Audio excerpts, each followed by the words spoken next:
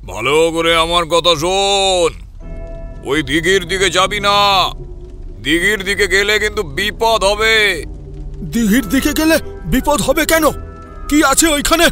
দিঘিতে কি আছে সে কথা আমি জানি না, তবে শুনেছি ওই দিঘির কাছে অন্ধকার নামলে যাওয়া ভালো নয়। তাই শুধু শুধু যাওয়ার কোনো দরকার নেই। আমরা যাব জমিদার বাড়িতে ডাকাতি করতে। ডাকাতি করে সেখান থেকে ফিরে আসবো। ওই দিঘি দিয়ে আমাদের কোনো লাভ নেই, তবে দিঘি থেকে সাবধান থাকবি। আর জমিদার নাকি শুনেছি এককালে তন্ত্র চর্চা করত। ডাকাত সর্দারের কথা শুনে ডাকাত দলের চারজন একটু অবাক হয়ে যায়। এবার একটা ভয় যেন তাদের চারপাশ থেকে জড়িয়ে ধরতে শুরু করে। এমনিতেই মশাল গ্রামের তন্ত্রমন্ত্রের কথা ওরা শুনেছে। সেইখানে নাকি অনেকেই তন্ত্র সাধনা করত এক সময়। তারপর কি একটা ঝামেলা হয়, গ্রাম থেকে কয়েকজনকে বার করে দেওয়া হয়।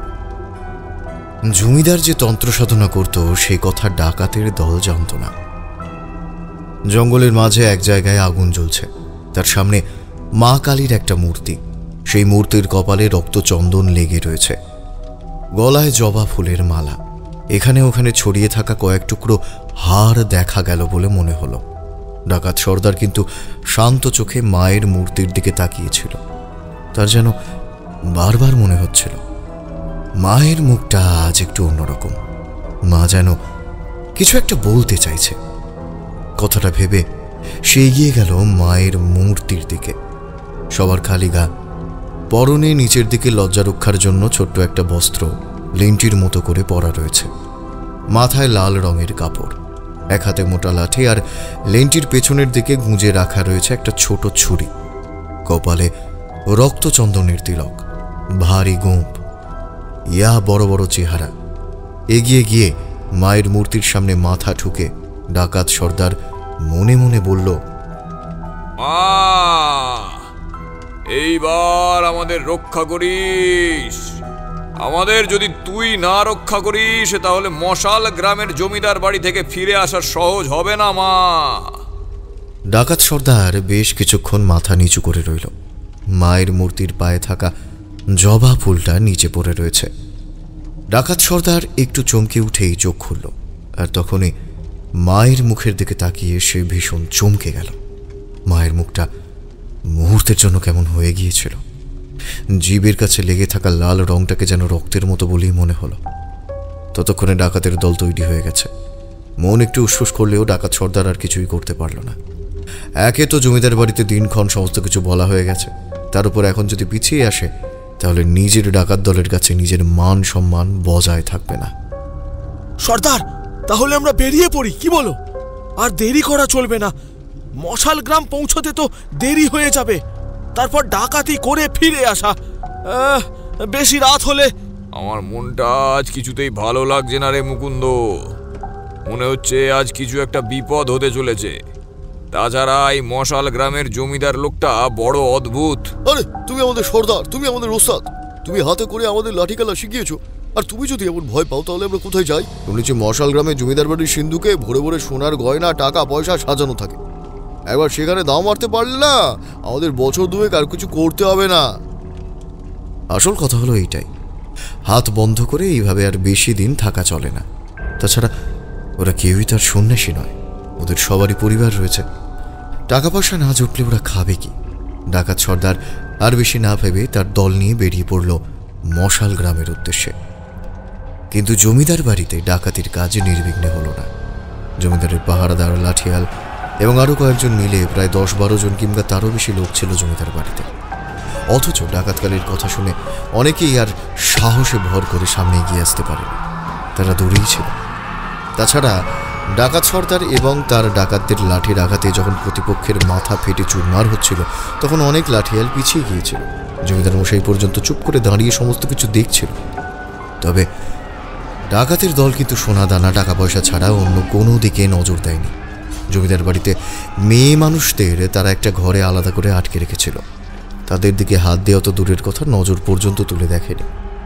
কালী ডাকাতের দলে এই গুণ কিন্তু আছে। সমস্ত কাজ সেরে মশাল গ্রামের জমিদার বাড়ি থেকে ওরা বেরিয়ে পড়ল। বেরিয়ে আসার সময় কিন্তু জমিদারকে আর দেখা গেল না। শুধু কালী লক্ষ্য করেছিল বাড়ির পেছনের দিকে কোথায় যেন একটা মশাল মুহূর্তের জন্য জ্বলে উঠে আবার নিভে গিয়েছিল। জমিদার বাড়ির পেছনের পথেই সেই দিঘি এবং সেই পথ পেরিয়ে গ্রামের পথে তাড়াতাড়ি ওঠা যায়। ডাকাতের দল সেই পথই ধরেছিল। দিঘির কাছ পর্যন্ত আসতেই ডাকাত দলের মধ্যে একজন শুনতে পেল একটি মেয়েলি গলার হাসি। কে যেন দিঘির জলের মধ্যে এত রাতে স্নান করছে আর খিলখিলিয়ে হাসছে। এত রাতে জলের মধ্যে কার হাসি শোনা যাচ্ছে? মনে হচ্ছে ওই দিঘির দিক থেকে আসছে। মুকুন্দ, তোকে আগেই বলেছি সবাইকে সাবধান করে দে, ওই দিঘির দিকে যেন কেউ না যায়। আকাশে চাঁদের আলো থাকলেও কালো মেঘ ততক্ষণে চারদিক ঘিরে ফেলতে শুরু করেছে। এমন একটা পরিবেশে গোটা মাঠের পাশটা ফাঁকা। জমিদার বাড়ি থেকে তখন কথাবার্তার শব্দ ভেসে আসছে। ডাকাতের দল বস্তায় করে টাকা পয়সা গয়নাগাটি বাসনপত্র নিয়ে যেতে যেতে ওই হাসির শব্দ শুনতে পেল। ডাকাত সর্দার কালী পর্যন্ত শুনতে পেল, কিন্তু সে বারবার মা কালীর নাম জপতে জপতে সামনের দিকে এগিয়ে যেতে লাগলো। কিন্তু শেষ রক্ষা হলো না। কালী দেখতে পেল তার ডাকাত দলের 4 জন পথ ছেড়ে এগিয়ে যাচ্ছে সেই দিঘির দিকে। ডাকাত সর্দার চিৎকার করে বলল, আমি তোদের সর্দার, আমি কালী ডাকাত, আমি তোদের বলছি চলে আয়, এক্ষুনি ওখান থেকে চলে আয়। ওরা যে পথে চলেছিল সেই পথ থেকে দিঘি বেশি দূরে নয়। চাঁদের আলোয় সেই দিঘির দিকে তাকিয়ে ডাকাত সর্দার দেখতে পেল সেই 4 ডাকাত তখন পাঁঠার বলির মতো চিৎকার করছে। তাদের শরীরটাকে কেউ যেন 4 হাতে একসাথে শূন্যে তুলে ফেলেছে। আর শুধু তাই নয়, শূন্যে তুলে ফেলা অবস্থায় তাদের শরীরটাকে দিঘির পাড়ে আছড়ে আছড়ে ফেলছে। ডাকাত সর্দার এই দৃশ্য সহ্য করতে পারল না। সে পিঠের বোঝা ফেলে দিয়ে দৌড়তে লাগলো জমিদার বাড়ির উদ্দেশ্যে। কালো মেঘের মতো কিছু একটা ছুটে এসে ডাকাত সর্দারকে জড়িয়ে ধরে শূন্যে তুলে ফেলল। ঠিক সেই মুহূর্তে ডাকাত সর্দারের চোখ গেল জমিদার বাড়ির দোতলার ছাদের দিকে। সেখানে একটা মশাল জ্বলছে, আর সেই মশাল হাতে নিয়ে দাঁড়িয়ে রয়েছে কেউ একজন।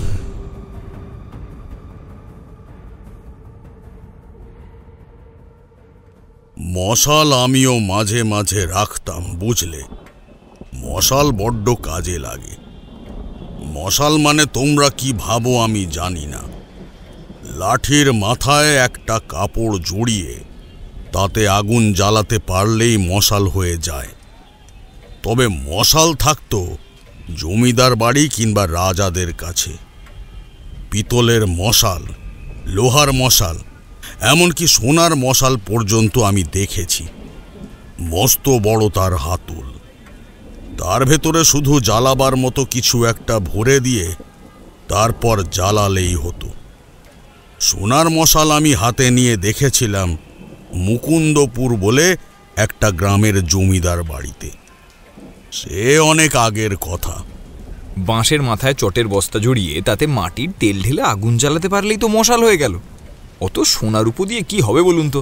সেই তো আগুনই জ্বলবে। কথাটা মিথ্যে বলনি। সোনারূপও আমারও খুব একটা পছন্দ হয় না। ওসব কিছুই কোনো কাজে লাগে না।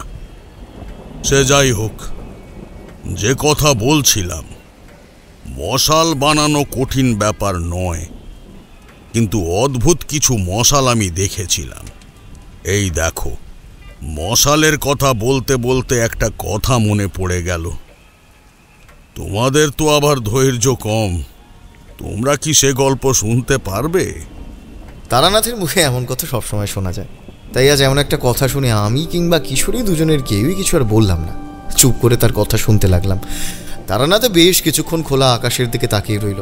এই সময় তারানাথ নীল আকাশের দিকে তাকিয়ে অতীতের কোনো এক স্মৃতির পাতা রোমন্থন করতে করতে শব্দগুলো সাজিয়ে নেওয়ার চেষ্টা করে। আঙুলের ফাঁকে ধরা পাসিংশো সিগারেটটা অল্প হাওয়ায় পুড়ে যাচ্ছিল। তারানাথ সেটাকে কবজা করে নিয়ে লম্বা একটা টান দিয়ে তারপর অবশিষ্ট অংশটুকু আঙুলের মাথায় করে টোকা দিয়ে ফেলল বাইরের দিকে। বাইরে ঝিরি ঝিরি বৃষ্টি শুরু হয়েছে। তারানাথের মুখে কিন্তু একটা হাসি ফুটে উঠল। বললে, যে সময়ের কথা তোমাদের বলতে চলেছি তা আজ থেকে অনেক বছর আগের। সেবার আমার সাথে একটা অদ্ভুত ব্যাপার ঘটেছিল। সেসব কথা থাক, তোমাদের আসল কথাই বলি। গ্রামের নাম ছিল মশাল গ্রাম।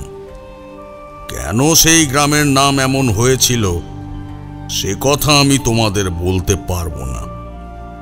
যখন আমি সেই গ্রামে গিয়েছিলাম তখন সেই গ্রামের জমিদার উপেন্দ্র নারায়ণ বেশ বৃদ্ধ।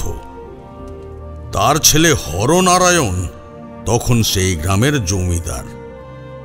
গ্রাম বেশ ছোট। গ্রামের 3 দিকে ঘন জঙ্গল। একদিকে বড় পথ চলে গেছে পাশের গ্রাম পর্যন্ত। সেই পথে সেটাই শেষ গ্রাম। তারপরে জঙ্গল পার করে অনেক দূর পর্যন্ত যেতে পারলে শুনেছিলাম আবার গ্রাম শুরু হয়েছে, তবে সে পথে যাওয়া হয়নি। শুধু জঙ্গল নয়, সে গ্রামে আশেপাশে বেশ কিছু ছোট দিঘি, জঙ্গলের কাছে একটা বড় নদীও রয়েছে। তবে মশাল গ্রাম কিন্তু খুব বড় নয়, ছোট। মশাল গ্রামের 3 দিকের সেই জঙ্গলে এক সময় নাকি ডাকাতের উপদ্রব পর্যন্ত ছিল। আমি একদিন দুপুরের দিকে মশাল গ্রামে গিয়ে পৌঁছেছি। দেখি এক গৃহস্থ একটা কালো রঙের ছাগলকে লাঠি দিয়ে তাড়াতে তাড়াতে নিয়ে চলেছে সামনের দিকে। তাকে একটু আশ্রয়ের কথা বলতেই সে দূরের দিকে দেখিয়ে জমিদার বাড়ির কথা বলল। আমি আর সময় নষ্ট না করে জমিদার বাড়ির উদ্দেশ্যে রওনা হলাম। টানা 2 দিন ধরে তেমন কিছুই খাওয়া হয়নি, নদীর জল আর গাছের শুকনো ফল ছাড়া। জমিদার বাড়িতে গিয়ে দারোয়ানকে কিছু বলার আগেই কিন্তু দারোয়ান জমিদার বাড়ির লোহার দরজা খুলে দিল এবং আমায় বারান্দার কাছে দাঁড়াতে বলে ভেতরে গেল খবর দিতে। একটু পরেই মাঝ বয়সী এক যুবক এসে আমায় অভ্যর্থনা করে ভেতরে নিয়ে গেল। নমস্কার ঠাকুর মশাই, আসুন আসুন, আপনি এই দিক দিয়ে আসুন আসুন, একতলায় আপনার থাকার ব্যবস্থা করি। আমার জন্য আপনাদের এত বিরক্ত হতে হবে না, আমার একটু আশ্রয় হলেই চলবে।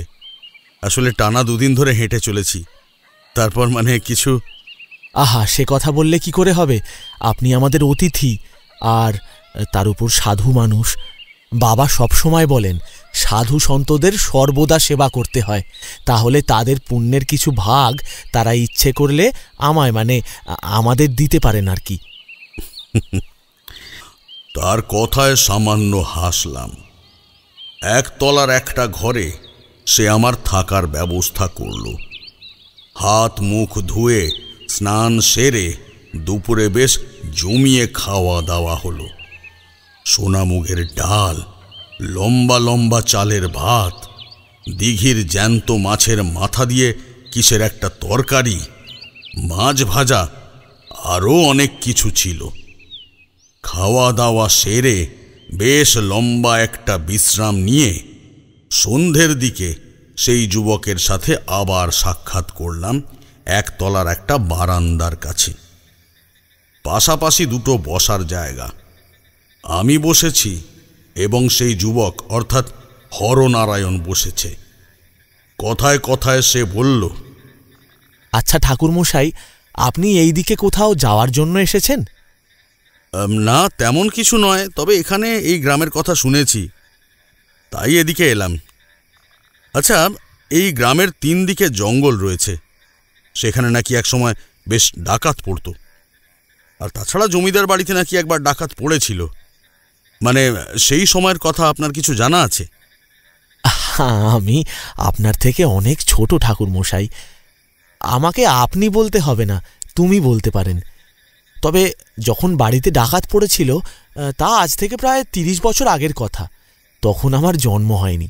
আমার বাবা সে কথা বলতে পারে, তবে বাবার শরীরটা একটু অসুস্থ। আচ্ছা, আপনি বরং 2 দিন থেকে যান না, কাল সকালে না হয় বাবাকে বলবো আপনার সঙ্গে কথা বলতে। সেদিন রাতেও আমি সেই ঘরেই ঘুমোতে গেলাম। হরনারায়ণ পরদিন সকালে তার বাবার সঙ্গে কথা বলে আমায় ডেকে নিয়ে গেল দোতলায়। দোতলায় বৃদ্ধের ঘরে গিয়ে আমি ঢুকলাম। বুঝতে পেরেছি এই বাড়িতে কাজের লোক রয়েছে অনেক, তবে বাড়ির লোক বলতে হরনারায়ণ এবং তার বৃদ্ধ পিতা উপেন্দ্র নারায়ণ।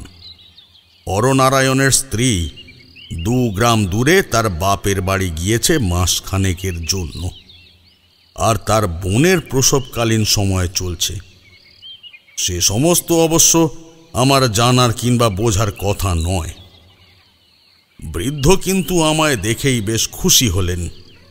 অতি কষ্টে বললেন, শুনলাম আপনি নাকি হরনারায়ণের কাছে আমাদের বাড়িতে ডাকাত পড়ার কথা শুনতে চেয়েছিলেন। সে কথা হরনারায়ণ ভালোভাবে বলতে পারবে না, সে কথা কিন্তু আমি বলতে পারি। আপনার যদি আপত্তি না থাকে তাহলে আপনার কাছ থেকে সে কথা শুনতে আমারও কোনো সমস্যা নেই। বেশ।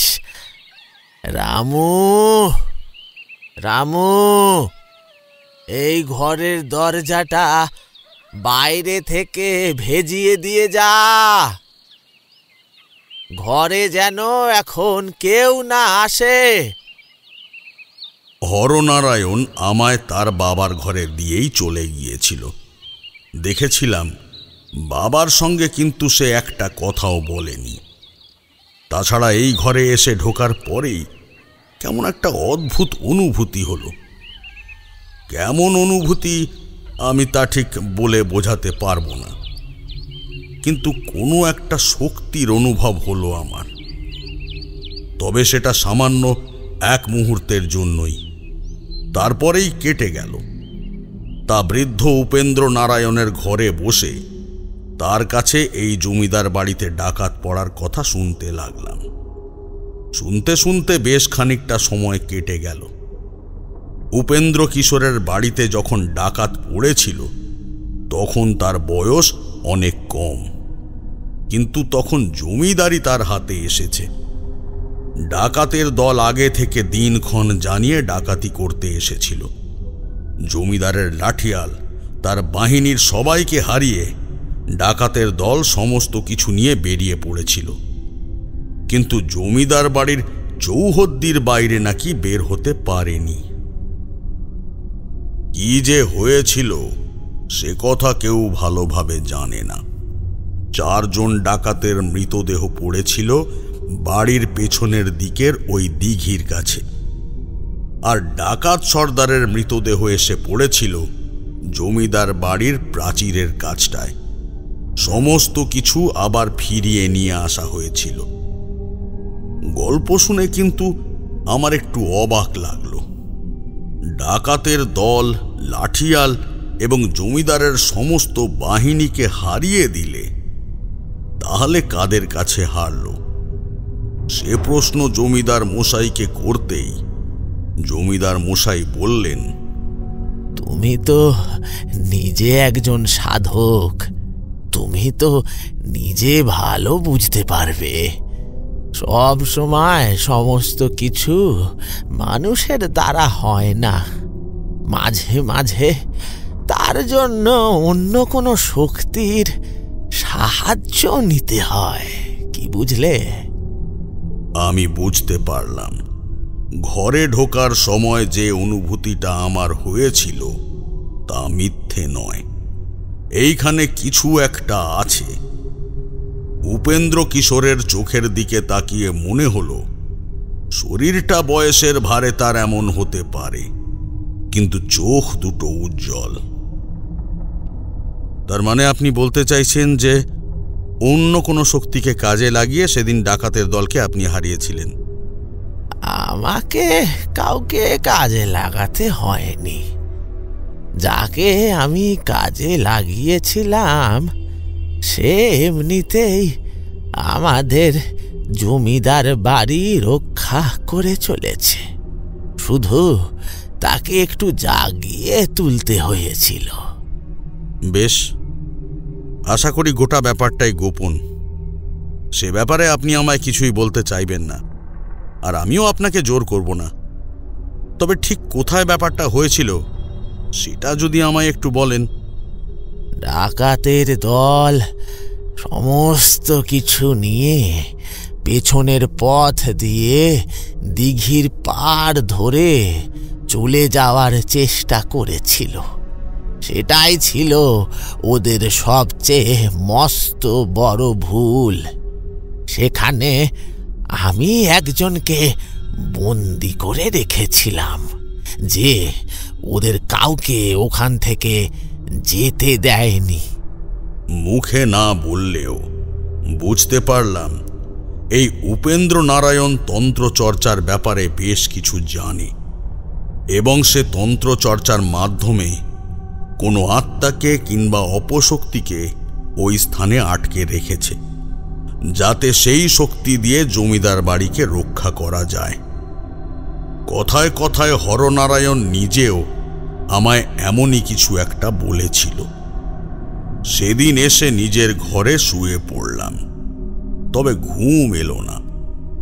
বারবার উপেন্দ্র নারায়ণের কথাগুলো মনে পড়ে যাচ্ছিল। সেই দিঘিতে আসলে কি রয়েছে, আর সেদিন রাতে ডাকাতের দলের সঙ্গে যা ঘটেছিল সেটাই বা আসলে কি, কিছুই বুঝে উঠতে পারছিলাম না। অনেকক্ষণ জেগে রয়েছি। বাড়ির পেছনের দিকে একটা জানলা রয়েছে। সেই জানলার কাছে গিয়ে দাঁড়িয়ে বাইরে তাকিয়ে দেখছি, আর চারপাশে যে পাঁচিলটা আছে সেটা বেশ উঁচু, তবে হ্যাঁ, জানলাটাও বেশ বড়। জানলার এক পাশে দাঁড়িয়ে থাকলে পাঁচিলের খানিকটা উপর থেকে বাইরের দিকটা দেখা যায়। আমি সেখানে দাঁড়িয়ে বাইরে তাকিয়ে দেখছি। চারপাশে অন্ধকার নেমে এসেছে, তার মধ্যে আকাশের চাঁদের আলোটা পাঁচিলের ওপরে এসে মাঝে মাঝে পড়ছে। হঠাৎ কি যেন একটা হলো। মনে হলো একটা কালো ছায়া বাড়ির দোতলার মাথার দিক থেকে আস্তে আস্তে যেন নেমে গেল পাঁচিলের ওপারে। দিনের বেলা আমি বাইরের দিকে গিয়েছিলাম। পাঁচিলের ওপাশে ফাঁকা মাঠের মতো জায়গা। এক পাশে সেই দিঘিটাকে দূর থেকে দেখেছি, তবে সামনে থেকে দেখার ইচ্ছা ছিল। জমিদার বাড়ির গা ঘেঁষে একটা রাস্তা চলে গেছে গ্রামের মাটির রাস্তার দিকে, যে রাস্তা ধরে আমি এখানে এসেছি। এক কথায় বলতে গেলে জমিদার বাড়িটা সোজাসুজি রাস্তার কাছে নয়, একটু দূরে। কিন্তু কালো ছায়াটাকে দেখেই আমার কেমন যেন খটকা লাগলো। তাছাড়া হঠাৎ করেই আমার অবচেতন মন কোনো একটা শক্তির উৎস অনুভব করতে পেরেছে। তাই আর দেরি করলাম না, তাড়াতাড়ি ঘরের দরজা খুলে ফেললাম। একতলার ঘর, বাড়ির বাইরে লোহার দরজার কাছে পাহারাদার থাকার কথা, কিন্তু এখন সেখানে কেউ নেই। দরজার পাশে দুজন প্রহরী দুলছে। বড় দরজাটা খোলার প্রয়োজন হলো না, তার পাশেই একটা ছোট্ট দরজা রয়েছে। সেই দরজাটা কোনো রকমে খুলে বাইরে পা রাখতেই ঠান্ডা বাতাস এসে আমার গায়ে ধাক্কা দিল, আর আমি বুঝতে পারলাম যে আজ রাতে কিছু একটা হতে চলেছে। একটানা এতক্ষণ কথা বলে তারানাথ চুপ করতেই কিশোরী বলে উঠল, আচ্ছা, যে ছায়াটা আপনি দেখেছিলেন, মানে ওই কালো ছায়া যার উপর থেকে নেমে আসছিল, সেইটা কে বুঝতে পেরেছিলেন? বুঝতে পারিনি। আমি তো আর জানতাম না যে ছায়া নেমে আসবে। আমি নিজের মতোই তাকিয়েছিলাম। হঠাৎ করে ছায়ার মতো জিনিসটাকে নামতে দেখে চমকে উঠেছিলাম। হ্যাঁ বেটা, বড় আকারের কোনো পাখিও হতে পারে, আবার অন্য কিছুও হতে পারে। আমি পাঁচিলের কাছটা হাত ধরে আস্তে আস্তে এগোতে লাগলাম, যেখানে সেই দিঘি থাকার কথা সেই দিকে। অনেকটা হেঁটে যেতেই চাঁদের আলোয় দূর থেকে দেখি জল যেন চিকচিক করে উঠল, আর তার সাথেই মনে হলো দিঘির জলের কাছটায় কেউ যেন একটা চুপ করে দাঁড়িয়ে আছে। আমি এত দূর থেকে তাকে ভালোভাবে দেখতে পাচ্ছি না।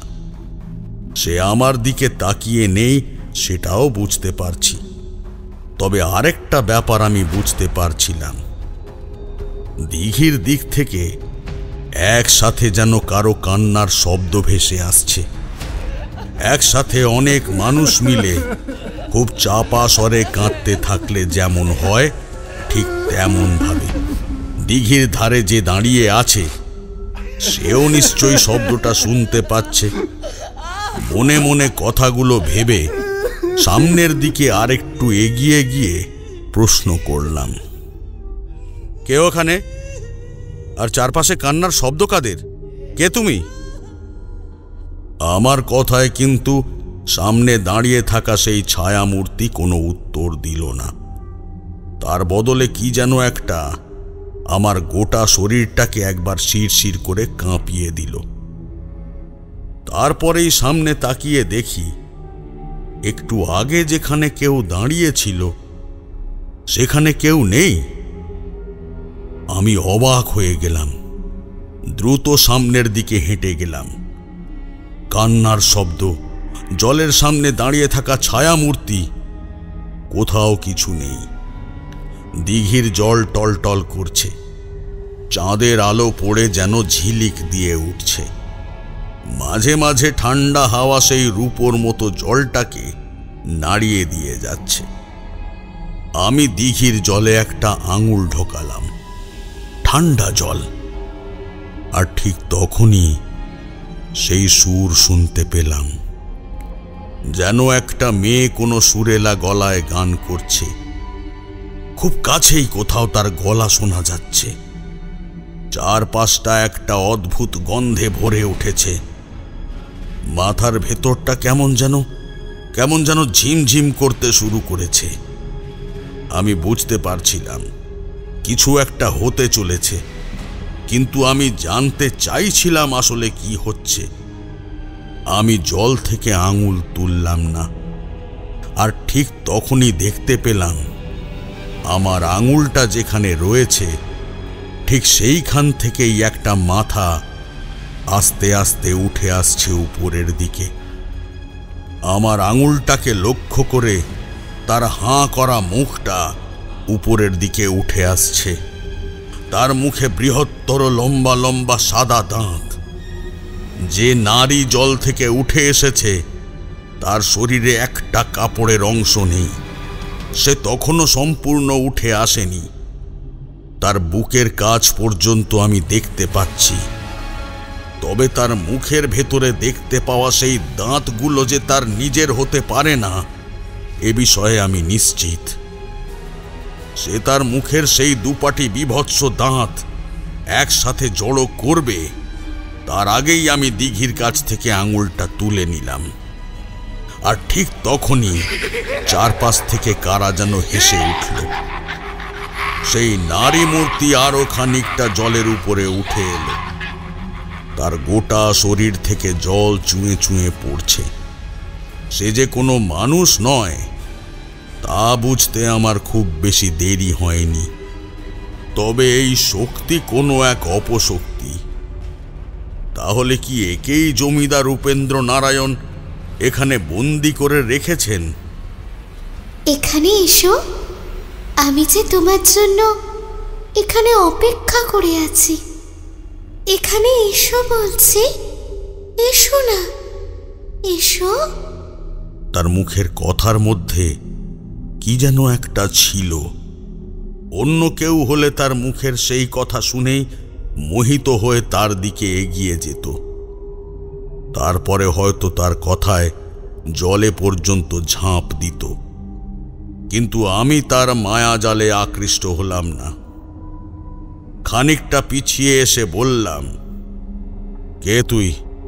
কেন এখানে এসেছিস? আর কেনই বা এইভাবে আমাকে মারতে চাইছিস? আস্তে আস্তে তার গোটা শরীরের রং কেমন যেন বদলে গেল। এতক্ষণ যার গোটা শরীর সাদা বলে মনে হয়েছিল তার গোটা শরীরটা কেমন যেন কালো হয়ে গেল। চোখ দুটো বদলে গেল হলদে রঙে। মুখের ভেতর থেকে বেরিয়ে এলো লম্বা লকলকে লাল জিভ।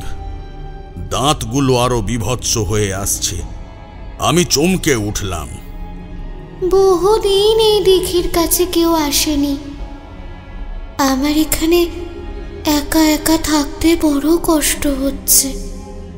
আজ যখন তুই এসেছিস, তাহলে আজ যে আমি তোর মৃত্যু ঘটাবই। আমি ভয় পেলাম না। এমনিতে দেহবন্ধন করা রয়েছে, তার ওপর বিপদ বুঝলে এখান থেকে পিছিয়ে যাবার মতো মন্ত্র আমার হাতে রয়েছে। তাই আমি বললাম, তুই না হয় আমায় মারবি, কিন্তু তুই কে সেটা জানার জন্যেই আমি এখানে এসেছি। আমি এই দিঘিতেই থাকি। আজ 100 বছরের ওপরে আমি এই দিঘিতে রয়েছি, কিন্তু তোর আগে কেউ যে এমনভাবে এই দিঘির কাছে রাতের বেলা আসার সাহসই করেনি। বুঝতে পারছিলাম তার ক্ষমতা বেশ, কারণ তার কালো শরীরটা মাঝে মাঝে কেমন যেন বদলে যাচ্ছিল। কেমন ভাবে যাচ্ছিল সে কথা তোমাদের বলতে পারবো না। মাঝে মাঝে তার শরীরটা যেন অদৃশ্য হয়ে যাচ্ছিল, আবার কখনো কখনো বিশাল লম্বা একটা কালো ছায়া আমার সামনে এসে দাঁড়াচ্ছে, কিন্তু সে সরাসরি আমায় আক্রমণ করছে না দেখে বুঝতে পারছিলাম কিছু একটা ব্যাপার আছে। জমিদার বাড়ি থেকে দিঘিটা বেশি দূরে নয়। আগেই বলেছি, আমি বারবার শুধু এটাই ভাবছিলাম, যে কালো ছায়াটাকে আমি বাড়ির দিক থেকে এখানে আসতে দেখেছি সেটা আসলে কি। সে বীভৎস রূপ নিয়ে আমায় ভয় দেখাবার চেষ্টা করে চলেছিল, তবে দিঘির জল থেকে বাইরে বেরিয়ে আসছিল না। এক সময় জলের মধ্যে একটা প্রবল শব্দ শুনতে পেলাম, তারপরে দেখতে পেলাম দিঘির জল থেকে একটা একটা করে বীভৎস দর্শন মাথা বাইরে বেরিয়ে আসছে। ওদের কারোর গোটা মাথাটা রক্তাক্ত, কারোর একটা চোখ নেই, কারোর মুখের এক পাশটা এমনভাবে ক্ষতবিক্ষত হয়েছে যে ভালোভাবে চেনাই যায় না।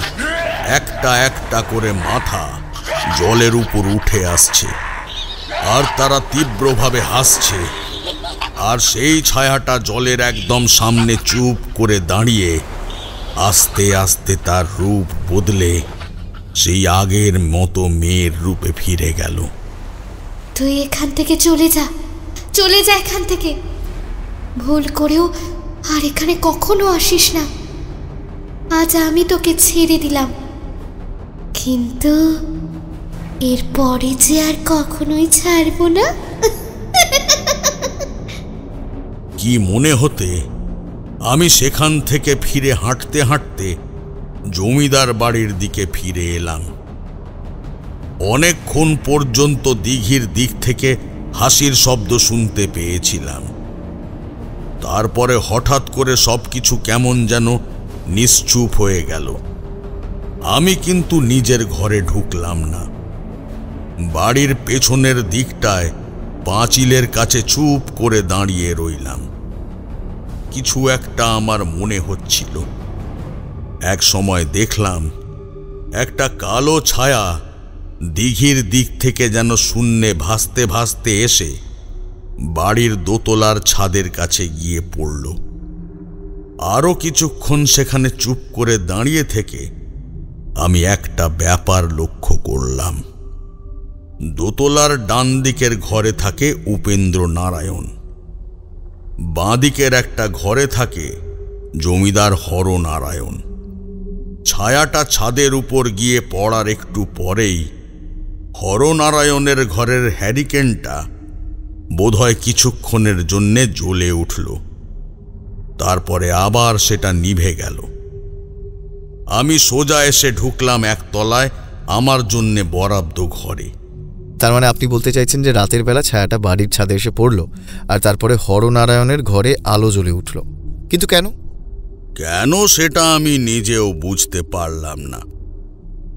পরদিন সকালে হরনারায়ণের সঙ্গে অনেক কথা হলো, কিন্তু আগের দিন রাত্রের ব্যাপারে তাকে কোনো প্রশ্ন করলাম না।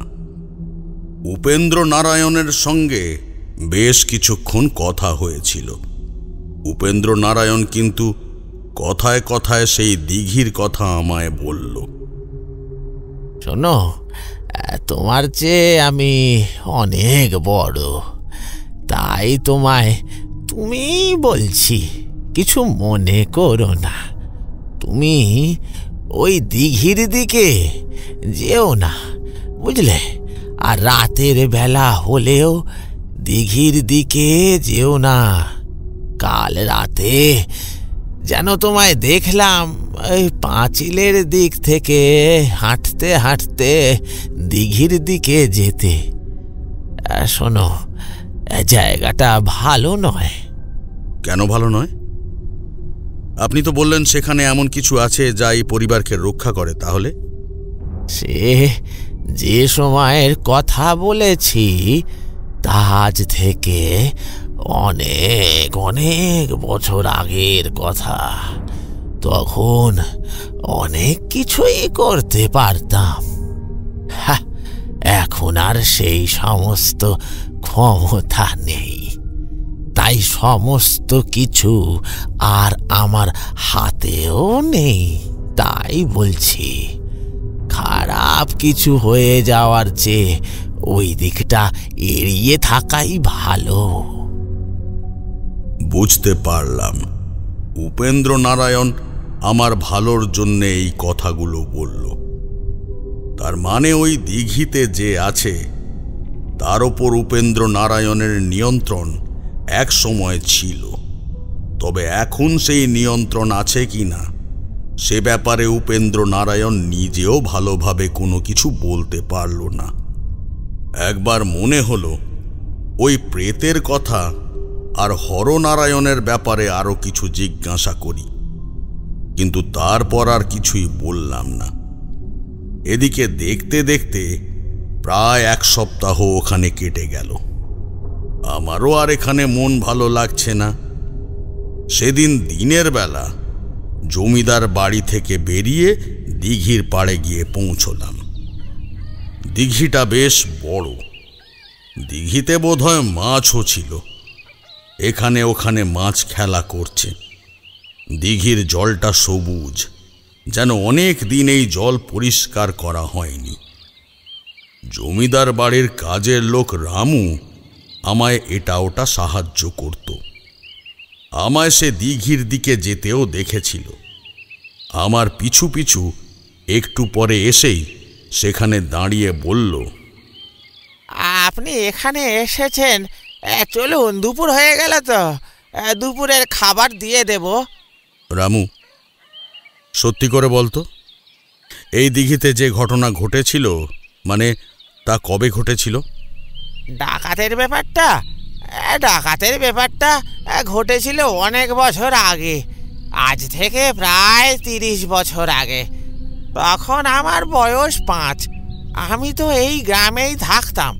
তবে তারপরেও একবার এই দিঘির পাড়ে একজন মরেছিল, একটা অচেনা লোক। তার মাথাটা যেন কেউ 2 হাতে চেপে ভেঙে চুরমার করে দিয়েছিল। মাথার ঘিলু বাইরে বেরিয়ে এসেছিল একেবারে। এইখানেই তার মৃতদেহ পড়েছিল। তারপর থেকেই তো বড় জমিদার মশাই কেমন যেন অসুস্থ হয়ে গেলেন। তারপর থেকে বড় জমিদার মশাই আর কোথাও গেলেন না, ঘরেই থাকেন সব সময়। সন্ধ্যের পর রাতের খাবার খেয়ে নেন, সারা রাতে ঘুমান। দিনের বেলাও ঘরের দরজা জানলা বেশিরভাগ সময় বন্ধই করে রাখেন। আর ওই ছোট জমিদার মশাই হরনারায়ণ? ছোট জমিদার মশাইও বাবার শরীর খারাপ হওয়ার পরে কেমন যেন একটু বদলে যেতে শুরু করলেন। তিনি রাতের বেলা এক জায়গায় ঘুমোতে যান না, তাই তো ছোট রানীমা বাপের বাড়িতে গিয়ে রয়েছে। তার বোনের ও সব মিথ্যে কথা। রামুর কাছ থেকে জমিদার বাড়ির ব্যাপারে অনেক কথাই জানা গেল। হরনারায়ণ কিংবা উপেন্দ্র নারায়ণ দুজনেই ওই একটা ঘটনার পর থেকে কেমন যেন বদলে যেতে শুরু করেছে। তবে আমার মনে হতে লাগলো একটা অদ্ভুত ব্যাপার, যা হয়তো সত্যি ছিল না। কি অদ্ভুত ব্যাপার! দিঘিতে যে অপশক্তি থাকত, সেই অপশক্তি কোনোভাবে হরনারায়ণকে নিজের বশে এনে ফেলেছিল। তাই হরনারায়ণ সামান্য বদলে গিয়েছিল। এমনকি সেদিন রাতে বাড়ির ছাদে ছায়াটা আসার পরে তো হরনারায়ণের ঘরের আলো জ্বলে উঠেছিল। তাই আমার মনে হয়েছিল হরনারায়ণের মধ্যে কিছু সমস্যা রয়েছে। সেদিন দুপুরের পরে বিকেলের দিকে গ্রামের ভেতরে একবার ঘুরতে গেলাম। ঘুরতে ঘুরতে সেই লোকটির সঙ্গে আমার দেখা হলো, যে প্রথম দিন আমায় জমিদার বাড়ির ঠিকানা দিয়েছিল। আমায় দেখে সে বলল, আরে সাধু বাবা, আপনিও এখনো গ্রামে আছেন? আপনার তো দেখাই পাওয়া যায় না। জমিদার বাড়ি খুঁজে পেয়েছিলেন? আরে কি যে বলো না, জমিদার বাড়ি খুঁজে পাবো না কেন? জমিদার মশাই লোক ভালো, আর তাছাড়া তার ছেলেও ভালো। আমার যত্নের কোনো ত্রুটি হয়নি। কিন্তু একটা কথা আমায় বলো তো, তোমাদের এই গ্রামে মাসখানেকের মধ্যে কিংবা মনে করো বছরখানেকের মধ্যে কেউ কি অপঘাতে মরেছে, বা এমনভাবে মরেছে যেটা সাধারণ ব্যাপার নয়? লোকটা প্রথমে আমার কথা বুঝতে পারল না। তারপরে ভালো করে বুঝিয়ে দিতে জানালো, বছরখানেকের মধ্যে গ্রামে মরেছে 11 জন। তার মধ্যে 5 জন বৃদ্ধ, 3 জন বাচ্চা, আর 3 জনের মধ্যে 2 জন মরেছে সাপে কাটায়, আর 1 জন আত্মহত্যা করেছে। বুঝতে পারলাম আমি যেমন ভাবে বলতে চাইছি তেমন ভাবে কেউই মারা যায়নি। এরপর সে বলল, আচ্ছা, ওই জমিদার বাড়িতে তো আছেন। জমিদার বাড়ির সামনের দিকে একটা দিঘি আছে। দিঘিটা থেকে কিন্তু একটু সাবধানে থাকবেন, দিঘিটা ভালো নয়। কেন? ওই দিঘিতে আবার কি হয়েছে? ডাকাতের দল একবার ওই দিঘির কাছে মরেছিল। তারপরে একদিন একটা অচেনা লোক ওই দিঘির কাছে মরেছিল। তাই বললাম আর কি। আরও অনেক ব্যাপার আছে, ওসব না হয় পরে এক সময় বলবো। আমার আজ একটু তাড়া আছে। লোকটা হন্তদন্ত হয়ে চলে গেল নিজের কাজে। অনেক কথাই হলো তার সাথে। গোটা গ্রামটা ঘুরে সন্ধ্যের একটু আগে আগে জমিদার বাড়িতে গিয়ে পৌঁছালাম। একটা ব্যাপার লক্ষ্য করেছিলাম, জমিদার বাড়িতে ওই 3-4 জন কাজের লোক, 2 জন পাহারাদার, জমিদার মশাই আর জমিদার মশাইয়ের ছেলে ছাড়া আর কেউ নেই। কখনো গ্রামের লোকেরা জমিদার বাড়িতে আসে না। জমিদার বাড়ির লোকেরা যে কখন বাইরে যায় আর কখন ফিরে আসে তাও ভালোভাবে বুঝতে পারি না। দেখতে দেখতে এভাবেই আরও একটা দিন কাটিয়ে দিলাম। সেদিন রাতের বেলা কি একটা প্রয়োজনে ঘর থেকে বেরিয়েছি। বারান্দার কাছে এসে আকাশের দিকে চোখ চলে যেতেই বুঝতে পারলাম আজ অমাবস্যা। চারপাশে ঘুটঘুটে অন্ধকার। হ্যারিকেনটা হাতে নিয়েই বাইরে বেরিয়েছিলাম। বাইরে বেরিয়ে কি মনে হতে প্রথমে রামুকে ডাকলাম, কিন্তু রামুর সাড়া পাওয়া গেল না। অথচ রামু আমার ঘরের বাইরে ঘুমায়। হাঁটতে হাঁটতে লম্বা বারান্দা ধরে আর কাউকে চোখে পড়ল না। অথচ সবাইকেই দেখেছি 1 তলার বারান্দা আর 2 তলার বারান্দার কাছে ঘুমোতে। কি মনে হতে হ্যারিকেনটা নিয়ে হাঁটতে হাঁটতে এগিয়ে গেলাম বড় দরজার কাছে। বড় দরজার কাছেও কেউ নেই। মনে মনে ভাবলাম, আশ্চর্য, পাহারাদার 2 জন যে দরজার কাছে বসে ঘুমায় সে কথা জানি, কিন্তু তাই বলে গোটা চারপাশটা খুঁজে ফেললাম, কিন্তু কোথাও কেউ নেই। জোরে গলা তুলে ডাকতেও পারছি না। কি একটা সন্দেহ যেন বারবার আমার মনে খটকা লাগছে। এক সময় বাধ্য হয়ে 1 তলার সিঁড়ি বেয়ে হাঁটতে হাঁটতে উঠে গেলাম 2 তলায়। 2 তলার প্রত্যেকটা ঘরের দরজা বন্ধ। আর শুধু বন্ধ নয়, দরজাগুলো বাইরে থেকে ছিটকিনি দেওয়া। দোতলাতেও কেউ নেই। দোতলার এক পাশ থেকে একটা দরজা উঠে গেছে ওপরে ছাদের দিকে। কি মনে হতে এক পা করে উপরের দিকে উঠতে লাগলাম, আর মনে মনে নিজের অজান্তেই মধুসুন্দরী দেবীর নাম করতে লাগলাম। সিঁড়ির চারপাশটা অন্ধকার। সেই অন্ধকারের মধ্যে থেকে যেন দলা দলা অন্ধকার আমার হ্যারিকেনটাকে চারপাশ থেকে ঘিরে ধরতে শুরু করেছিল। মনে মনে মধুসুন্দরী দেবীর নাম করে এক পা করে উপরে উঠছি, আর মনে হচ্ছে চারপাশ থেকে যেন অদৃশ্য চোখ আমায় দেখছে। ছাদে উঠে এসে কি মনে হতে হ্যারিকেনটা সিঁড়ির শেষ প্রান্তে রাখলাম। দরজাটা খোলা। দরজাটা দিয়ে বাইরের দিকে মুখ বাড়িয়ে উঁকি মারতেই দেখতে পেলাম ছাদের একটা প্রান্তের কাছে কে যেন দাঁড়িয়ে আছে, আর তার হাতে একটা মশাল জ্বলছে। কিন্তু সবচেয়ে আশ্চর্যের ব্যাপার হলো, যে দাঁড়িয়ে আছে সে হরনারায়ণ, উপেন্দ্র নারায়ণ, রামু কিংবা এই বাড়ির অন্য কেউ নয়। তাকে সম্পূর্ণ অন্য রকম বলে মনে হচ্ছে। তার গায়ে জমিদারি আমলের বাহারি পোশাক, তার মাথায় জমিদারের মতো পাগড়ি, আর তার হাতে মশাল। সে দূরে সেই দিঘিটার দিকেই তাকিয়ে আছে। আমি কোনো মতে শব্দ না করে পা টিপে টিপে এক পাশে সরে ছাদের কাছে গিয়ে দাঁড়ালাম। আর সেখানে দাঁড়িয়ে দেখতে পেলাম একটা অদ্ভুত দৃশ্য। দিঘির দিকে তাকিয়ে দেখি দিঘির কাছে চারটে মশাল হাতে নিয়ে কারা যেন দিঘির জলের দিকে একটু একটু করে এগিয়ে যাচ্ছে। আর ঠিক তখনই দিঘির জল থেকে কিছু একটা বাইরে বেরিয়ে এলো। বীভৎস সেই মূর্তি, তার চারটে হাত, সেই চারটে সাপের মতো লকলকে হাত এসে সেই মশালধারী চারজনের গলা চেপে ধরল। চিৎকারের সঙ্গে সঙ্গে একটা অট্টহাসি শোনা গেল, আর তারপরে দেখি আরেকটা মশাল হাতে নিয়ে কেউ যেন ওই পাঁচিলের এক পাশে থেকে ছুটতে ছুটতে যাচ্ছে দিঘির দিকে। আর ঠিক তখনই আমার সামনে ছাদের কাছে দাঁড়িয়ে থাকা লোকটা মশাল তুলে ধরল উপরের দিকে। তারপরেই সেই বীভৎস মূর্তিটা এগিয়ে এলো সামনের দিকে সেই পঞ্চম মশালধারীকে লক্ষ্য করে।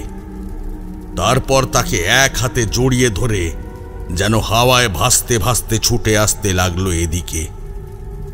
আমি সেই দিকেই তাকিয়ে রয়েছি, সেই কারণে কিছু বুঝে উঠতে পারছিলাম না।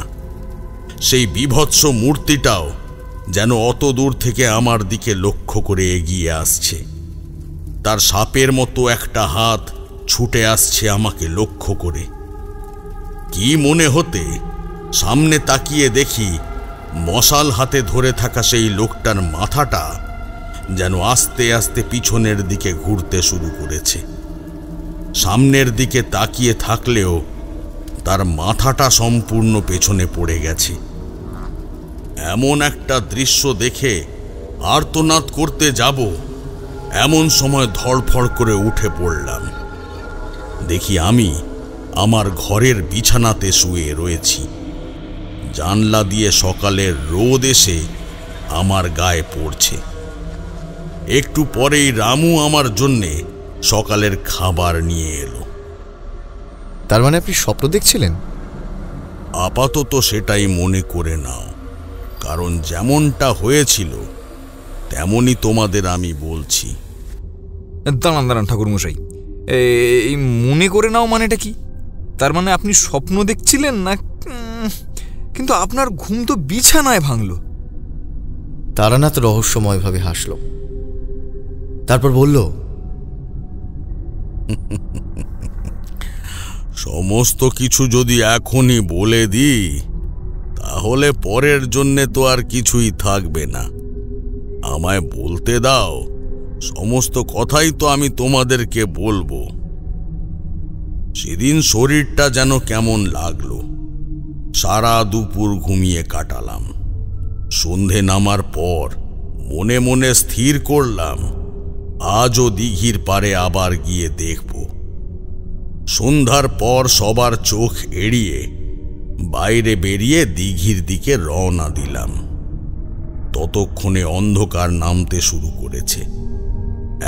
এক পা করে দিঘির দিকে এগিয়ে চলেছি, আর আমার মাথার মধ্যে যেন কেউ আমায় বাধা দিচ্ছে বারবার। যেন কেউ বলছে, খবরদার তারানাথ, ওই পথে যাস না, ওই পথে গেলে বিপদ হবে। যতই মাথার মধ্যে এমন কথা শুনে চলেছি, ততই যেন আমি বিপদটাকে তোয়াক্কা না করে সামনের দিকে এগিয়ে চলেছি। এক সময় দেখি আমার ডান পাশে পাঁচিলের ধার ঘেঁষে কে যেন দাঁড়িয়ে আছে। একদিন আগে অমাবস্যা গেছে, আকাশে চাঁদের আলো নেই। দেখি কোথা থেকে একটা ধুনির আলোয় অল্প অল্প তার মুখ দেখা যাচ্ছে। চেয়ে দেখি সেই সাধু আমায় দেখে সামান্য হাসল আর বলল,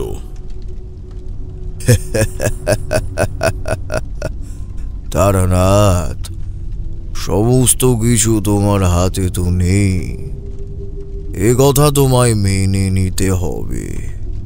কেন এমন করছো? তুমি তো বুঝতে পারছো তুমি কিছু করতে পারবে না। তাহলে কিন্তু কিছু একটা যেটা জমিদার বাড়িতে হচ্ছে, আমি সেটা বুঝতে চাই। উপেন্দ্র নারায়ণ, হরনারায়ণ, এই দুজনের মধ্যে কারোর একটা সমস্যা রয়েছে। তুমি সমস্ত কিছু যেমনভাবে দেখতে পাও তারানাথ, তার বাইরেও অনেক কিছু রয়েছে। সমস্ত কিছু দেখার মতো ক্ষমতা কেউ পায়নি, আমিও পাইনি, তুমিও পাওনি।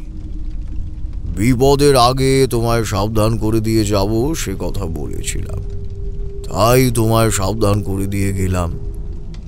এগোবার আগে অনেক ভেবেচিন্তে এগিয়েও, সব বিপদ থেকে কিন্তু বাঁচা যায় না। আমি সাধুকে আরো কিছু বলতে যাচ্ছিলাম, তার আগেই সেই ধুনির আলোটা দপ করে নিভে গেল। আর আমি অবাক হয়ে দেখলাম পাঁচিলের পাশে অন্ধকার ছাড়া আর কিছু নেই। সামনে তাকিয়েছি, দিঘির দিকে চেয়ে রইলাম। মনে হচ্ছে ঝড়ের আগে যেমন শান্ত পরিবেশ থাকে, চারপাশ ঠিক তেমনটাই শান্ত। ওই দিঘির জলে কিছু একটা আছে। ওই দিঘির জলের তলায় এমন কিছু রয়েছে যার ধারণা আমি নিজেও করতে পারবো না। তার মানে কি ওখানে যে অপশক্তি আছে, সেই অপশক্তির ক্ষমতা এতই বেশি যে তার কোনো ক্ষতি আমি করতে পারবো না? হরনারায়ণ আর উপেন্দ্র নারায়ণের জন্যে কেমন যেন খারাপ লাগলো। কিছু একটা তো হয়েছে। উপেন্দ্র নারায়ণ বয়সের সঙ্গে সঙ্গে তার ক্ষমতা হারিয়ে ফেলেছে। তার প্রভাব যদি তার পরিবারের উপর পড়ে, কিন্তু সাধুর কথা অমান্য করা সম্ভব নয়। তাই পিছু ফিরলাম। পেছন ফিরে হাঁটতে হাঁটতে এগিয়ে এসে দাঁড়ালাম সেই জমিদার বাড়ির সামনে। আর ঠিক তখনই আমার পায়ের তলা থেকে যেন এক মুহূর্তে মাটি সরে গেল। তারানাথ অবাক হয়ে আমাদের দুজনের দিকে তাকিয়ে রয়েছে। আমরা অবাক হয়ে দেখলাম তার মুখের দিকে। কি বলতে চাইছে তারানাথ? জমিদার বাড়ির সামনে দাঁড়িয়ে এমন কি সে দেখতে পেল যার জন্য তার পায়ের তলা থেকে মাটি সরে গেল? যে তারানাথ চরম বিপদের মুহূর্তে দাঁড়িয়েও কখনো হেরে যাওয়ার কথা ভাবেনি, চরম বিপদের মুহূর্তে লড়াই করতে পেরেছে, তার এত অবাক লাগলো কিসে? তারানাথ পাথরের মতো বসে রয়েছে। আমি আর কিশোরী অপেক্ষা করছি, কিন্তু কেউ প্রশ্ন করছি না।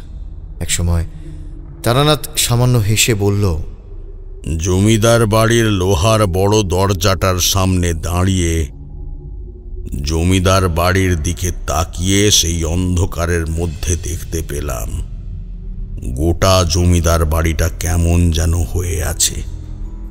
লোহার গেটের অর্ধেকটা কবে যেন ভেঙে পড়েছে, বাকিটা একপাশে হেলে রয়েছে।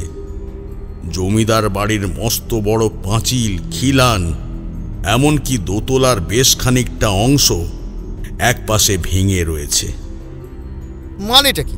একটু আগে তো আপনি জমিদার বাড়ি থেকে বাইরে বেরিয়ে সেই পাঁচিলের কাছে গিয়েছিলেন, তাহলে? আচ্ছা, যদি ভূমিকম্প হয় তাহলেও তো এত তাড়াতাড়ি এতটা ক্ষতি হওয়ার কথা নয়। আর তাহলে সেটা তো আপনি নিজেও বুঝতে পারতেন। আমি অবাক হয়ে সেই জমিদার বাড়ির দিকে তাকিয়ে ছিলাম না শুধু, আমি সেই জমিদার বাড়ির দিকে তাকিয়েছিলাম ভয় পেয়ে। আমার বুকের ভেতর যেন তীব্র ভয় গোটা শরীরে ছড়িয়ে পড়তে শুরু করেছিল। কারণ ঠিক তখনই আমি দেখতে পেয়েছিলাম জমিদার বাড়ির দোতলার ভাঙা অংশের এক পাশে ছাদের কাছে দাঁড়িয়ে কেউ যেন আমার দিকে তাকিয়ে দেখছে। আর তার মাথায় লম্বা লম্বা চুলগুলো সেই আধো অন্ধকারের মধ্যেও হাওয়ায় সাপের মতো উড়ছে।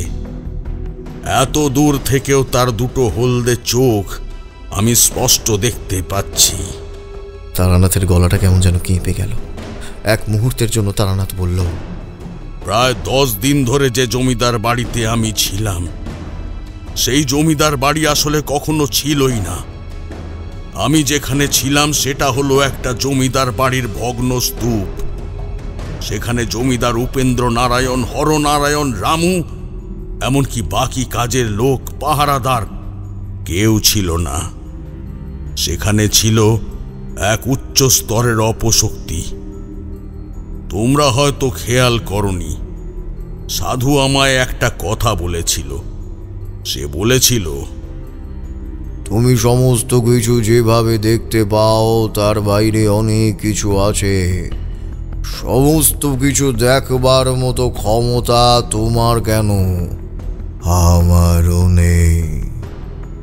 সাধু যদি আমায় বলতো সব কিছু সবাই দেখতে পায় না, তাহলে হয়তো আমি তেমন কিছু মনে করতাম না। কিন্তু সাধু আমায় বলেছিল আমি সমস্ত কিছু যেভাবে দেখতে পাই তার বাইরে অনেক কিছু আছে। তার মানে কোনো একটা ভ্রম যে আমি দেখে চলেছি সে কথা সাধু আমার মাথার মধ্যে গেঁথে দিয়েছিল। মনে আছে, সাধু চলে যাওয়ার আগে আমার কাঁধের উপর একটা হাত রেখেছিল, আর তাতেই আমার গোটা শরীরটা কেমন থরথর করে কেঁপে উঠেছিল একবার। সেই ধ্বংসস্তূপের সামনে দাঁড়িয়ে দোতলার ভাঙা ছাদের কাছে সেই কালো ছায়ামূর্তির দুটো হলদে চোখের দিকে তাকিয়ে আমি পাথরের মূর্তির মতো হয়ে গিয়েছিলাম। ঠিক তখনই একটা হ্যারিকেন নিয়ে কে যেন আমার দিকে এগিয়ে এলো, বলল, আপনি কে? কখন থেকে ডাকছি আপনি শুনতে পাচ্ছেন না? তার গলা শুনে আমি চমকে উঠেছিলাম। আমায় সেই বাড়িটার সামনে দাঁড়িয়ে থাকতে দেখে সে বোধহয় প্রথমে কিছুটা সন্দেহ করেছিল। তারপরে আমার পরনে লাল রঙের পোশাক দেখে একটু অবাক হয়ে বলল, আপনি এখানে কি করছেন? এই বাড়িটার সামনে থেকে তখন থেকে দাঁড়িয়ে রয়েছেন, ওই পাঁচিলের কাছেও দাঁড়িয়েছিলেন। জায়গাটা ভালো নয়, আমার সঙ্গে আসুন। তুমি মানুষ তো? কি বলছেন কি? আমি আপনাকে সাহায্য করতে এলাম, তার উপর আপনি জমিদার মশাই আপনাকে নিয়ে যেতে বললেন, তা না হলে তো আমি। আমার মাথার ভেতরটা কেমন যেন করে উঠল। আবার জমিদার মশাই? একটু আগে এক জমিদার মশাইয়ের বাড়িতে থেকে আমার এমন অবস্থা হয়েছে, আবার কোন জমিদার মশাই? কিন্তু মনে সাহস রেখে তার সঙ্গে এগিয়ে গেলাম। মাধব আমায় বেশ খানিকটা হাঁটতে হাঁটতে নিয়ে গেল। দেখলাম যে গ্রামের পথ ধরে আমি এখানে এসেছি সেই দিকে নয়, বরং তার থেকে এক পাশে। সত্যি বলতে, এখানে যখন এসেছিলাম ওই দিকে একটা একতলা বড় বাড়ি দেখেছিলাম, তবে সেটা নিয়ে বেশি ভাবিনি। তার সামনে দেখি একজন লোক একটা হ্যারিকেন হাতে দাঁড়িয়ে আছে, মধ্যবয়স্ক, গায়ের রং ফর্সা। আর একটু এগিয়ে যেতেই হ্যারিকেনের আলোয় তার মুখটা দেখে আমি চমকে উঠলাম। হরনারায়ণ, তুমি এখানে কি করছো? ক্ষমা করবেন না, আমি আপনাকে চিনতে পারছি না। আর আমার নাম হরনারায়ণ নয়, আমার নাম নরনারায়ণ। আমার বাবার নাম ছিল হরনারায়ণ। যে ভাঙা বাড়িটার সামনে আপনি দাঁড়িয়েছিলেন ওটা আমাদেরই বাড়ি। তবে একটা দুর্ঘটনায় আমাদের বাড়ির সবাই... আমি আর স্থির থাকতে পারলাম না, তাড়াতাড়ি এগিয়ে গেলাম সামনের দিকে। ওদের হাত থেকে একটা হ্যারিকেন নিয়ে তুলে ধরলাম। তাড়াতাড়ি ওদের দুজনকে নিয়ে বাড়ির মধ্যে ঢুকে পড়লাম। তার মানে আপনি বলতে চাইছেন আপনি 10 দিন ওই ভাঙা বাড়িটায় ছিলেন?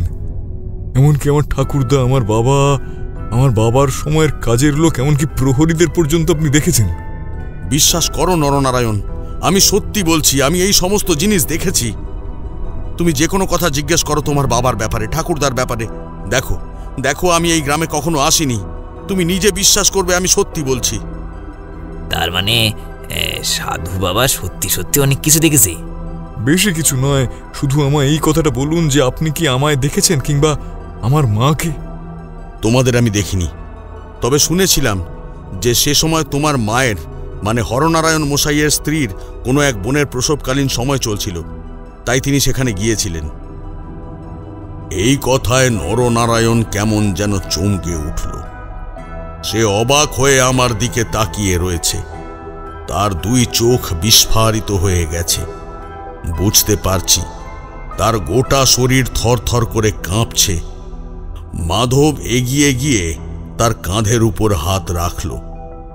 আমি এগিয়ে গিয়ে নরনারায়ণের কপালের ঠিক মাঝখানে বুড়ো আঙুলটা রেখে বিড় বিড় করে একটা গোপন মন্ত্র পড়তে তার শরীর স্বাভাবিক হয়ে গেল। নরনারায়ণের চোখে জল। সে আস্তে আস্তে বলল, আমার মা তখনও আমার জন্ম দেয়নি। তখন মা গিয়েছিল সত্যি আমার মামার বাড়িতে।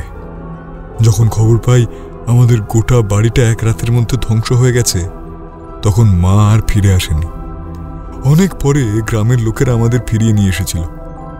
আমি আর আমার মা তারপরে এই বাড়িটায় আমার মামার বাড়ির সাহায্যে তৈরি করে এখানে থাকতে শুরু করি।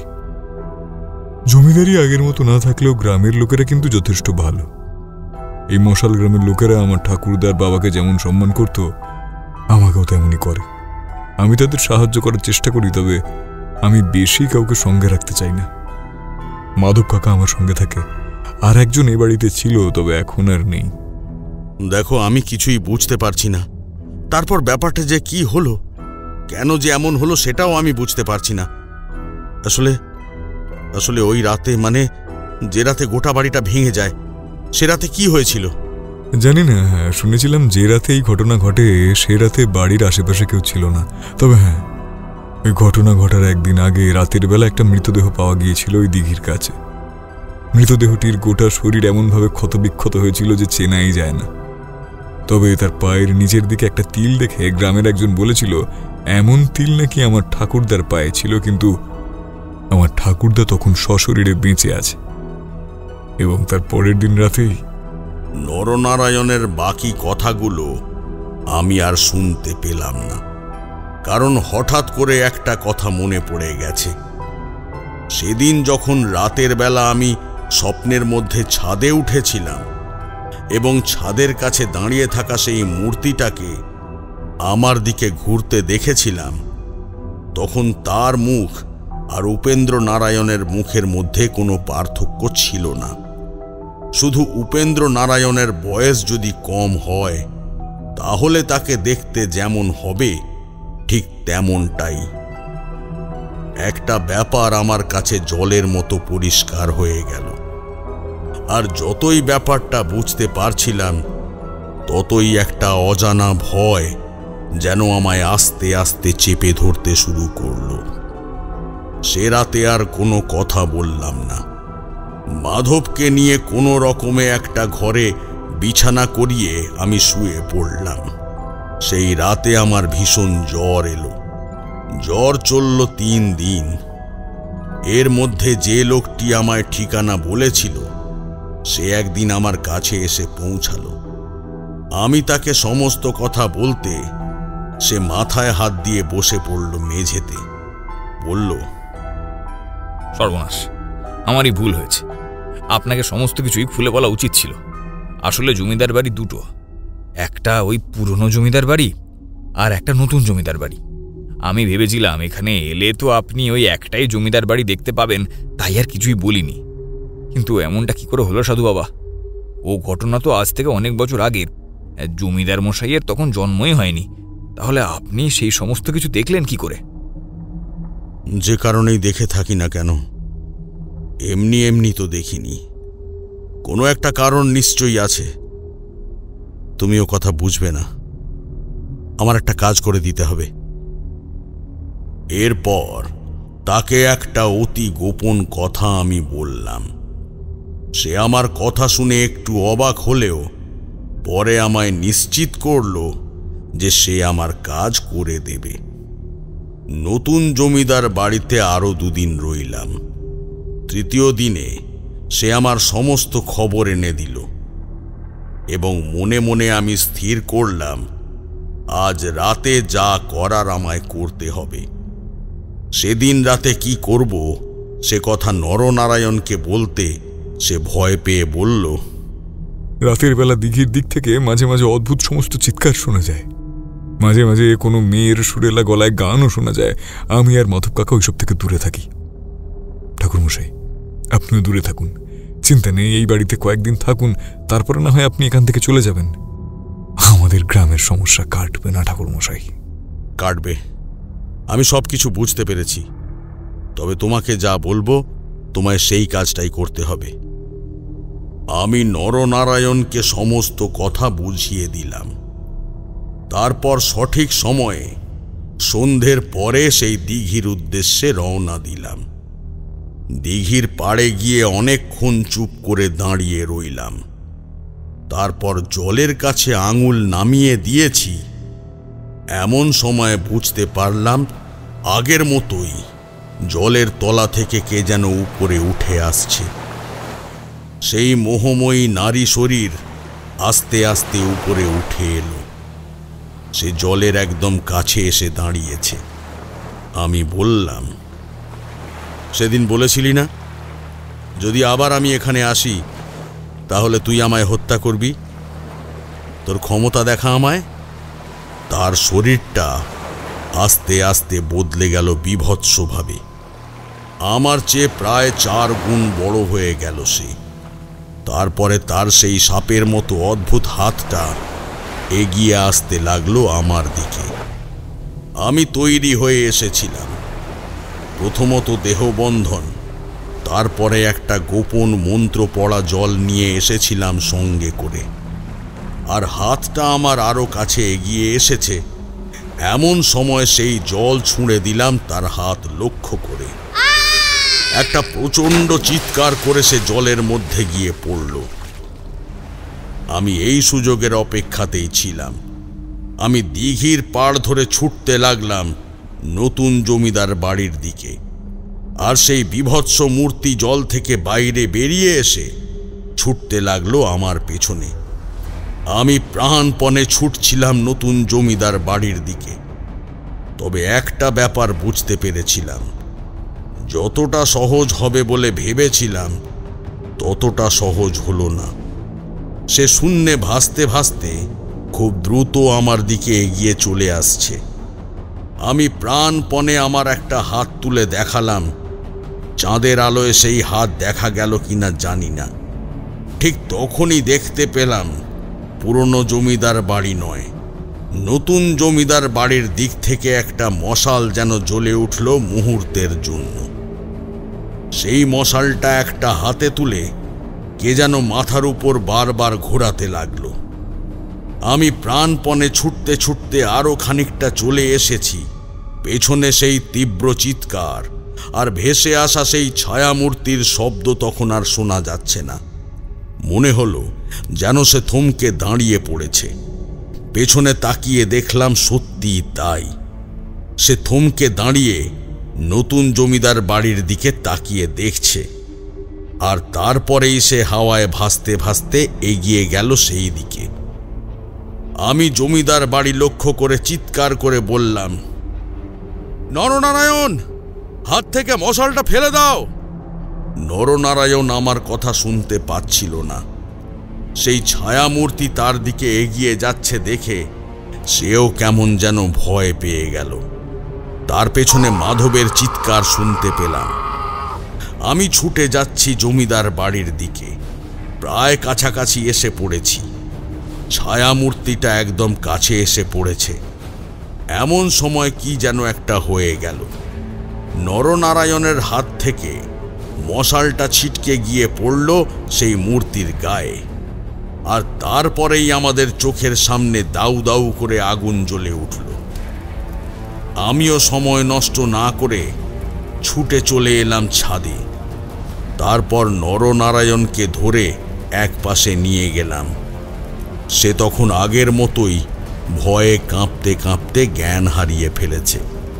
মাধব বলল, কি হলো কি জানি, তারপরে হঠাৎ করে যেন মনে হলো কেউ তাকে ধাক্কা দিল। চিন্তা করো না, সব কিছু ঠিক হয়ে গেছে। কথাটা বলে আমি সামনের ডোবার দিকে তাকালাম। ডোবা থেকে কালো কালো কতগুলো ছায়া যেন এক এক করে বেরিয়ে আসতে লাগলো।